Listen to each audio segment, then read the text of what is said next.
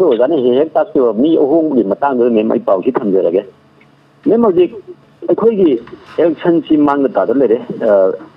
March ꯑꯦꯄ꯭ꯔꯤꯜꯁꯤꯗ ꯁꯣꯏꯗꯅ ꯑꯩꯈꯣꯏ MP ꯏꯂꯦꯛꯁꯟꯁꯤ ꯇꯧꯔꯅꯦꯅ ꯇꯥꯛꯄꯤꯔꯦ ꯍꯥꯏꯕꯤꯌꯨ ꯃꯦꯝ ꯃꯤꯗꯤ ꯍꯣꯡꯗꯕ ꯄꯥꯔꯇꯤꯗ ꯁꯨꯝ ꯇꯣꯏꯅ ꯍꯣꯡꯕ ꯑꯩ ꯉꯁꯥꯏꯒꯤ ꯑꯩꯈꯣꯏ ꯕꯦꯁꯁꯤ ꯑꯗꯨꯝ ꯍꯣꯡꯉꯒ ꯏꯁꯥꯗꯤ ꯁꯨꯡꯍꯣꯡ ꯍꯣꯡꯗꯕ ꯑꯃꯈꯛ ꯂꯩ ꯃꯁꯤꯒꯤ ꯃꯇꯥꯡꯁꯤꯗ ꯑꯩꯁꯤ ꯚꯣꯠꯁꯤ ꯁꯔꯨꯛꯇꯤ ꯌꯥꯖꯅꯤꯡꯕ ꯑꯗꯨꯕꯨ ꯇꯥꯏꯕ ꯃꯤꯁꯤꯡꯗꯨꯗꯤ ꯉꯁꯥꯏꯒꯤ ꯍꯥꯟꯅꯒꯤ ꯍꯥꯃꯨ ꯃꯤ ꯑꯗꯨꯝ ꯑꯣꯏꯕ ꯃꯇꯥꯡꯁꯤꯗ ꯑꯩꯅ ꯀꯔꯝꯕꯗ ꯚꯣꯠ ꯄꯤꯔꯒ ꯑꯩ ꯚꯣꯠꯁꯤ ꯃꯥꯏ ꯄꯥꯛꯅ ꯄꯥꯡꯊꯣꯛꯀꯗꯒꯦ ꯍꯥꯏꯕꯁꯤ ꯒ꯭ꯌꯥꯟ ꯇꯥꯖꯗꯕ ꯑꯃꯗꯤ ꯂꯩꯔꯦ ꯄ꯭ꯔꯖꯥ ꯑꯃ ꯑꯣꯏꯅ ꯉꯁꯥꯏ ꯃꯤꯗꯨꯗꯤ ꯍꯣꯡꯗ꯭ꯔꯕꯅꯤꯅ ꯉꯁꯥꯏ ꯍꯣꯡꯉꯛꯀꯗꯣꯏꯕ ꯍꯥꯏꯕꯁꯤ ꯀꯩꯅꯣ ꯄꯥꯔꯇꯤꯗꯨ ꯈꯛꯇꯅꯦꯕ ꯑꯗꯨꯅ ꯃꯇꯥꯡꯁꯤꯗ ꯑꯩꯈꯣꯏꯁꯤ ꯚꯣꯠꯇ ꯁꯔꯨꯛ ꯌꯥꯕꯅ ꯐꯔꯤꯕ꯭ꯔꯥ ꯅꯠꯇ꯭ꯔꯒꯅ ꯚꯣꯠꯁꯤꯗ ꯁꯔꯨꯛ ꯌꯥꯕꯅ ꯐꯔꯤꯕ꯭ꯔꯥ ngài mi home được nên là party các tông home nên là mà tăng xí ra tôi lên xin với mình chung nên là ngài mi home mà tăng được mấy lần năng tăng là cái tôi là थागतजरी जिंगसुबा telephone थम्बीसी अरोइबा caller रोइना फजबो वाफम अमखक पुखत पिरकपगी दमकता ओजा जिंगसुबना पुखत पिबा वाफमसी यामना मरुइबा वाफम अमखक नेना खंजै हाइबा तारे कोइगी दोलदी दम होंगबा अदुगा मीदी होंगदबा अदुना पब्लिकना हाइबदी मियाम सिंगसिना पीपल सिंगसिना भोट थादरम दाइदा हाइबेतंग कोइ चममनबा कंगाहोनबा अमखक थोकपगी फिबम अमखक मायोकनरे अदुना अखोइसी भोटता सरुक याबना फरिब्रा नत्रगा भोट सिदा सरुक यादबा हाइबदी नाट नानथोरकपना फगदोरिब्रा हाइबगी क्वेश्चन अमखक तौबिरे कमाइन थमिनिंग अहानबदा हाइजनिंगबसी अखोइगी लेरिबा डेमोक्रेटिक सिस्टम सिदा इलेक्शन सिना ख्वाइदगी मरुनी लेकिन नानथोक कानदे नानथोबदा कानबा केसु लेतेबा मसी यावगदौनी हाइबियो तबदबो अखोइ पॉलिटिकल पार्टी से मसी मुन्ना खंगदौबने हौजिंग ngसागी दोलदी होंगबा अदुगा कनो मीदी होंगदबा हाइबा पोरमा लेबदुदा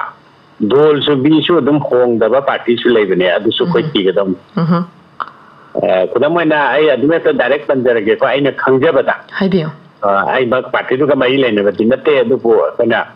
पॉलिटिकल पार्टी सिंग सुबी लिंगरको तंदा कोगी बीजेपी की कनो से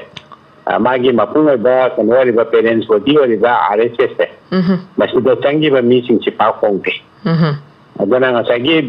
कनोदा बीजेपी पार्टी दा मोइदि चौको खरे लौसले आइदि अतोबा पार्टी दगी चोंगसिलक पछ मोइ दुम याय अदुगा अदु लौसलगा मोइदि चोंको बुसु दुम याय तबदबो ngसागी पेरेंट बॉडी ओरिबा आरएसएस तुगी केदर ओइना लाप काबुदि सुचोंग चोंथो अतोपदसु चोंगोय अदगी कनोदा सु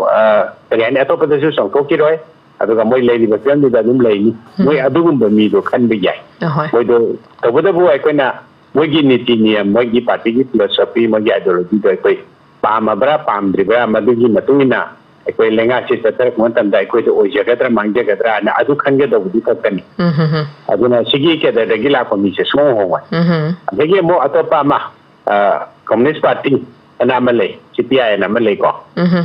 सिगी पार्टी सिदगी सोंथोखिबदि यानी सोंथोखरगा मा अबन चंग पे यारोय दि पार्टी दिया अदुगा मागी लेजरी बमी जे सो होरे अतोपदगी अतोप पार्टी दगी सोंजरो पमत मु लौरोय हाइबियो लौग तारगा सुकराय दि लौदगे दा मखादा ग्राउंड ग्रासरूट लेवल दा प्राइमरी मेंबर ओइन इलेक्शन बनतना लीडर ओइन स्लो इलेक्शन दबा पार्टी नि सीपीआई होय अदो मोय उदिक्सी मोगी आइडियोलॉजी नत्रगा फिलोसफी दुदा कोगी सोइब लेबरा सोंद लेबरा मोय पब्लिक के नोदा मसिंग यामना थोलप नमदे अदुबो मकोगी थोलांबा अमानी दि बै ममिंग लेबने सीपीआई देगे कारंबा अमानी से कोई डॉक्टर नरा कनरगे यिंगसिको होय होय करप्शन की ट्रेंड सियाव यावजे दबा मंत्री वरम भोगदा होजिक मपामपुगी सारंबा उगी यिंगाव के लेबा मंत्री अमा हागे दिला कनरा कनबो यावजे की दबा मी अमने बको हाबियो यमा आइडियल कदानी आइडियल लेवल पॉलिटिशियन मा तारे सिगुम बचिसु लेतबा नते अको मियाम से सिगुम बचे खनबा हितदना तौरिनेबा अकोना खंगबा ngamdadana ngasagi mi hongba na kano na corona जाते पंबिरम कोन जे पंदे को अदु बंगा तंगाई गिदना तौरिनेबा अदो इलेक्शन दगी कोन नामकोपदि यारोय दुगा पार्टी खनबची चुमना खल्लगदी तो दम अफगलेंगा के दुमोनी पार्टी चिबु फरदी मागी दमी फगे पौ करोय तो पार्टी ने कंट्रोल तौगदौनेबा लेंगा छि पार्टी ने ngakपनेबा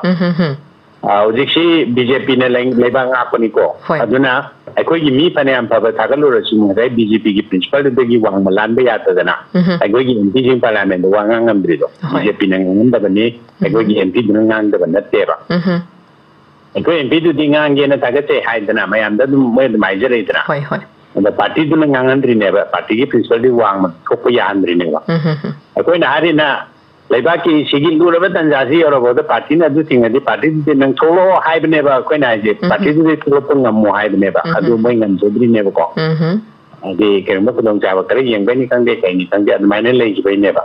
ꯑꯗꯣ ꯑꯇꯣꯞꯄ ꯄꯥꯔꯇꯤꯗꯒꯤꯗꯤ ꯉꯥꯡꯕꯤꯔꯛꯏꯅꯤ ꯉꯁꯥꯏꯒꯤ ꯑꯩꯈꯣꯏꯅ ꯄꯟꯖꯔꯤꯕ ꯍꯧꯖꯤꯛꯀꯤ ꯁꯤꯄꯤꯑꯥꯏꯒꯤ ꯕꯤꯅꯣꯏ ꯕꯤꯁꯝ ꯑꯗꯒꯤ ꯁꯟꯇꯣꯁ ꯀꯨꯃꯥꯔ ꯃꯣꯏ ꯑꯗꯨꯝ ꯉꯥꯡꯉꯤ ꯃꯅꯤꯄꯨꯔꯒꯤ ꯃꯔꯝꯗ ꯑꯗꯨꯝ ꯃꯣꯏ ꯑꯗꯨꯝ ꯉꯥꯡꯉꯤꯀꯣ ꯑꯗꯨꯝ ꯄꯨꯈꯠꯂꯛꯏ ꯑꯗꯨꯃꯥꯏꯅ ꯈꯔ ꯂꯩ ꯑꯗꯣ ꯉꯁꯥꯏꯒꯤ ꯀꯩꯅꯣꯅꯦ ꯃꯤꯔꯦꯞ ꯈꯟꯕꯁꯦ ꯑꯩꯈꯣꯏꯒꯤ ꯃꯤꯍꯨꯠ ꯈꯟꯕꯁꯦ ꯉꯁꯥꯏꯒꯤ ꯃꯤꯔꯦꯞ ꯑꯣꯏꯅ ꯊꯣꯛꯂꯛꯏꯁꯤ ꯑꯩ ꯃꯤꯔꯦꯞ ꯑꯣꯏꯒꯦꯅ ꯊꯣꯛꯂꯛꯄ ꯉꯁꯥꯏꯒꯤ ꯀꯩꯅꯣꯁꯦ ꯑꯩꯅ ꯃꯔꯛꯇ ꯃꯃꯥꯡꯗꯁꯨ ꯑꯃꯨꯛ ꯄꯟꯖꯈ꯭ꯔꯦ ꯂꯥꯕꯣꯟꯒ ꯀꯪꯁꯦꯒ ꯀꯔꯝꯕꯅ ꯄꯥꯝꯒꯦꯅ हिंदू फिलोसफी की कनो मतुंग इना को अदम लाबुंगुंबा कंसेगुंबा तो गाके मिरेमेन थोला कांदा कोना बोट पीबदबु दि अदु कांदा देबा अदु आइकोइ दा तो पर राइड मगे लेबा आइकोइ गी म्यूट से कमाइना खनगे द गेसे आइकोइना म्यूट ओइनबा मिरे से आइकोइना जुपु थोपु याएबा अदुगी लोक्सिंगम का आइकोइ दो वालिन तोरिनेबा आई समलपा मका ngasi je kudong jaba logjo ga ai समलपा मका ओइबे ani yaroi dudi mayam khanabiyo ai kanjabdo sin tamjabai wani ko thambiyo ꯑꯩꯈꯣꯏꯒꯤ ꯀꯦꯟꯗ꯭ꯔ ꯑꯃꯒꯤ ꯃꯅꯨꯡꯗ ꯂꯩꯔꯤꯕ ꯂꯩꯀꯥꯏ ꯂꯩꯀꯥꯏꯁꯤꯗ ꯃꯁꯥꯅ ꯚꯣꯠ ꯂꯦꯞꯀꯦꯅꯗꯤ ꯈꯟꯖꯗꯕ ꯑꯗꯨꯕꯨ ꯃꯤꯌꯥꯝꯅ ꯃꯁꯤꯅ ꯑꯣꯏꯔꯒꯗꯤ ꯐꯅꯤꯁꯦꯅ ꯈꯟꯕ ꯃꯤꯁꯦ ꯑꯗꯨꯝ ꯂꯩꯗꯤ ꯂꯩꯅꯤ ꯀꯔꯤꯒꯤ ꯃꯤꯌꯥꯝꯒꯤ ꯊꯕꯛ ꯀꯅꯥꯗ ꯑꯗꯨꯝ ꯊꯋꯥꯏ ꯌꯥꯎꯖꯕ ꯑꯗꯒꯤ ꯂꯧꯁꯤꯡ ꯒ꯭ꯌꯥꯟꯁꯨ ꯑꯗꯨꯝ ꯈꯔ ꯃꯈꯩ ꯑꯗꯨꯝ ꯂꯩꯕ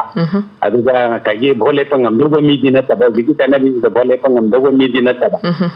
ꯃꯣꯏ ꯁꯤꯒꯨꯝꯕꯁꯤ ꯑꯩꯈꯣꯏꯅ ꯈꯪꯒꯅꯤ ꯂꯩꯀꯥꯏ ꯂꯩꯀꯥꯏꯗ ꯑꯩꯈꯣꯏ ꯂꯣꯏꯅ ꯈꯪꯒꯅꯤꯀꯣ अदा अखोई क्लब अदगी मेरा पाइबो ने सम यान जमान नरगे सिगुम मीजिंग जे खरा चिरबा कुंथा मी फोन थोलप याय लेकाय ममम जे ममम थोको तंदा नत्रगा बुट लेवल ममम गी अदुगुम मी ममम पुथोरप कांद मी कुंथा नि पुथोरप यायबा आइ बा कुंथा नि फुसी मोय मसा सिंग छि यावंददा क्लब मेरा पाइबो मयाम दो पुल्ल कांद कर मन फदेगे ने पुचेन सेंग नंतन खन्ना थोप याय सुं खन्ना रप कांदा मोय निफु yang kadi manung da sin na kara pani sung Khanna रप कांदा मोय ओम ममा मरी मा टॉप लेवल दे लेबा ओम मरी थोलप यायबा होय आरे बा ओम मरी सी पुथोआबा अदुगा मोय दो ने इलेक्शन जे तौमिनदार तबुदबु कंडीशन जे मोय दे पैसा तिंगंदबा मोय ना सा खग पुथो नोय मियाम के थबक तो हाबनी नोय गी मुंग मनुंग दा पैसा पुथो लॉय नोय गी नरन ना तुम कायल लॉय नोय गी सागै ना ते केंते सोल लॉय अदो नोय से मिरे बोय के दबने है ना तुमाइना मोय से मिरे बोय हेन बिरा अदुगा खल्लाबा अदुगा मोयदा कंडीशन अमा हयेंग नंगी लाकदोरिबा लोकल एरिया डेवलपमेंट फंड नंगी तोलो पिदतना तोलो तुबंती कोने सोपिरु यारो तमासी मियांगी के नोम चेला कदोंनिना रेस्पोंसिबिलिटी अम साउनी को अदो उम्बा लापम यानसे कोगी कनोसिगी कंस्टिट्यूएंसी जिगी कमिटी अमदा डेवलपमेंट कमिटी गुंबा अमदा नंग मसि सिना कदोंनि गाना हान याना तोपा मा मागलेनि ना अदमाइन तोरगा म्यूजिक कल्ला तागे कांदा अफबा म्यूजिक फनियाम थोलकने न कले अगर तबदबु मोयदु करी पार्टी द लेहंगदगे ना हाइसे अतगी पार्टी दो आइडियल ओबा पार्टी एकने खनताय अतगी चोंखोचोंगिन यादबा दगी खरा डिसिप्लिन लेना लेबा अदुंबा पार्टी जिन खल्लगा अदुदा लेफन दमा और अखोगी कनोदा लोकल पार्टी में सेमगा लेफन लसु याय के सुकाइदे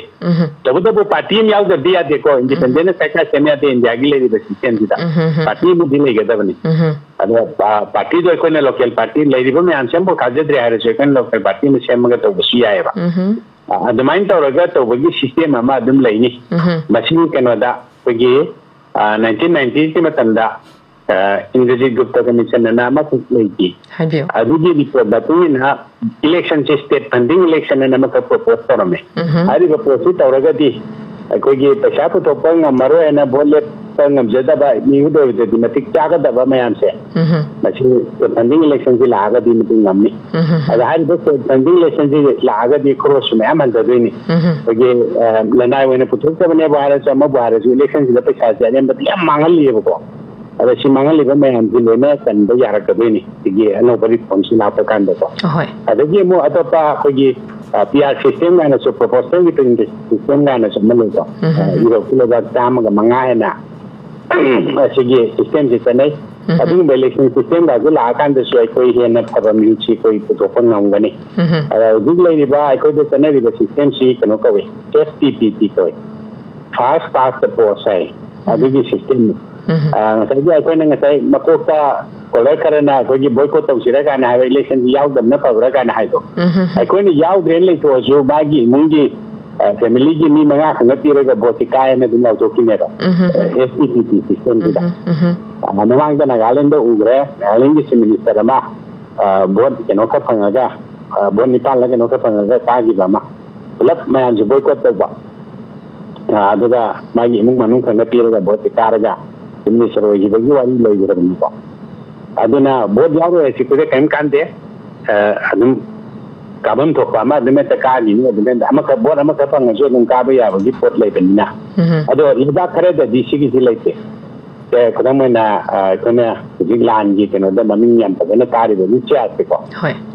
ꯃꯣꯏꯒꯤ ꯏꯂꯦꯛꯁꯟ ꯁꯤꯁꯇꯦꯝꯁꯤꯗꯗꯤ ꯃꯦꯖꯣꯔꯤꯇꯦꯔꯤꯌꯟ ꯏꯂꯦꯛꯁꯟ 51% ꯐꯪꯗ꯭ꯔꯗꯤ ꯚꯣꯠ ꯀꯥꯏꯅ ꯂꯥꯎꯊꯣꯛꯇꯦ ಅದನ್ನ ಕ್ಯಾಂಡಿಡೇಟ್ಸ್ ಮ್ಯಾನ್ ತಗೋ ಯಾಯ್ ತಗೋದಬು 51% ಫಂಗದು ವೋಟ್ ಕಾಯನ ಲೌತೋಕನಿ ಕನಾಂತ 50 ಜಿ ಯಂಗಂದ್ರಬ ಬೇಗದಿ ಖಾದಿಗಿ ವಾಂಗ ಫಂಗ ಅನಿ ಮು ಪುಥೋಗ ಸೆಕೆಂಡ್ ರೌಂಡ್ ಇಲೆಕ್ಷನ್ ಅಮ ಬಿತವೆ ಅನಿ ಕೊತ್ತರದಿ ಅಮ 50 ನಿ ಹೇಲನಿ ತನ ಹೋಯ್ ಅದುಮೈನಾ मोगी केनो सेकंड बगी सिस्टम से माने लई अदु मसु इंडिया दो तो बदु इंडिया की केनो की याम बनेना मिटिंग की याम बनेना नदी कुलम चादी है ना कोई केनो की FPPP से बिन चने रगले बने खास प्रोसेस जे सिरिंग रगले बने कोई दा अदुना मसुदगी करी लाके दा कोई मेजॉरिटेरियन वोट लाते कोई माइनॉरिटेरियन हाई तारीख को मुझे पता तारीख में बीजेपी सी मपुंग वना बोइना कोई पॉपुलेशन से की वना फंगी वोट दी 39% का फंगे आएगा वो याद बच्चे 60% ले होगी ने बको अदुना ने कोई इंडिया अलायंस का तौर पर प्लस का लगदी बीजेपी माइती वक्ती नम्मी गान तो बीजेपी ने सब ना फंग वोट ने खेल लेगा अदुबु कगे कनोगे APTP सिस्टम भी ले गिरनिना मोइना मेजॉरिटी मोइना लौगी वेवाने मेजॉरिटी दो अदुना सिगुंबा कनो मयाम अमा लै इसे मयाम खददिङै सि मयाम अमा लैदि सिदि अखोय मणिपुर खंना खंना बबुदि यारoi तो ऑल इंडिया की लेरिबा कोगी कनोगे पब्लिक कोगी मियाम सिगी वखनगी लेवल अपुन बदु मदि संगी संगे अदो अखोयगी ओइना तौबा याबदि ngai na ma panjabado साइगी लेका लेकागी कनो सि खंगलगा अदुमाइना अंतंग तौबगा ngamaga मदु कसुदि चंगबा पोते नते तम जारगा दे दुम तौया पोने